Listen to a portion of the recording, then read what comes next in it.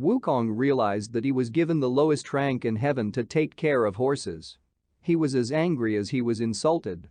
He returned to his flower fruit mountain and announced himself the deity of heaven.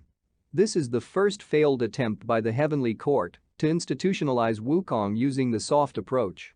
Since Wukong is highly skilled, using brute force would result in mass casualties and higher operational cost. After the heavenly generals failed to defeat Wukong physically, the Jade Emperor adopted the suggestion of his ministers to give Wukong a fake title that he demanded. Basically a big title without any real power or responsibilities. He was instructed not to create any more trouble. The first 8 chapters of the Journey to the West were written during Wu's 33 years of failed attempt to pass the imperial exam. One could see the rebellious nature of Wukong, his disdain for the courts for ignoring his talent, and their discrimination against the commoners. The patrician versus the plebeians complex. Not surprisingly, the author wanted Wukong to be a nuisance to the heavenly court, but he also wanted to reveal the unjust system. Confucianism and Taoism originated from China, and they are seen as a native complementary system. Confucianism addresses the issue of ethics and governance. Taoism addresses the issue of nature, metaphysics, macro and micro. This form of interpretation works well for the upper class, and it is pro-aristocracy. Buddhism is seen as a foreign religious import. And the idea of justice and equality for all is more steered towards the benefit of the mass. It is more aligned to Jeremy Bentham's utilitarianism. The greatest happiness of the greatest number. Once a religion is politicized, it becomes an issue of power and control. So it becomes a competition between the religion for the ruling class or the religion for the common people.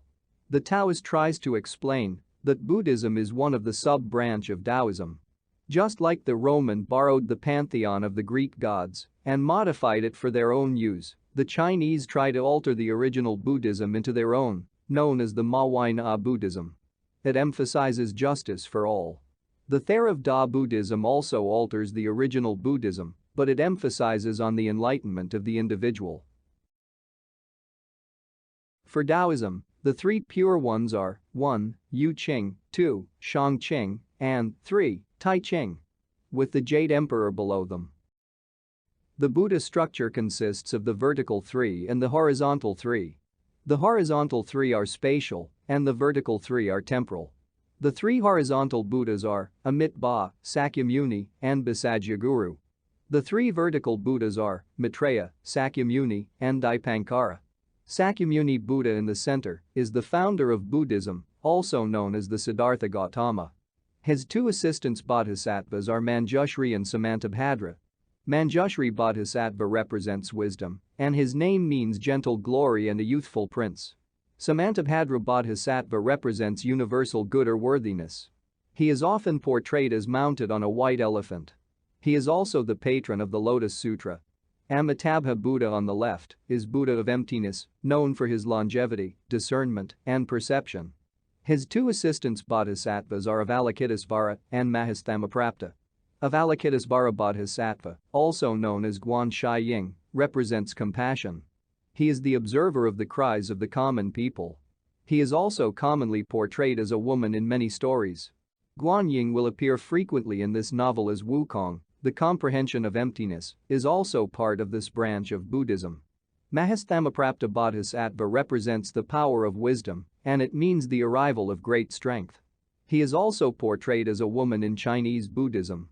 Bikagyaguru Buddha on the right represents medicine and light. His 2 assistants bodhisattvas are Suryaprabha and Kandraprabha. Suryaprabha Bodhisattva represents sunlight and good health. Kandraprabha Bodhisattva represents moonlight. Dipankara Buddha on the bottom is the Buddha before Siddhartha. He is known as the lamp bearer. His 2 assistants bodhisattvas are Manjushri and Vajrapani. Manjushri Bodhisattva represents wisdom, and his name means gentle glory and a youthful prince. Vajrapani Bodhisattva represents power, and his name means Vajra in hand. Vajra is a diamond thunderbolt weapon. Maitreya Buddha is the future Buddha. Prophesied to replace Sakyamuni Buddha. Hence Maitreya is sometimes known as Maitreya Bodhisattva too. He is the Buddha of righteousness and merit. Similar to the second coming of Jesus. He is sometimes represented by a fat smiling or laughing Buddha with a big exposed tummy. The path towards being a Buddha is through being an arahant, then a bodhisattva, then a Buddha.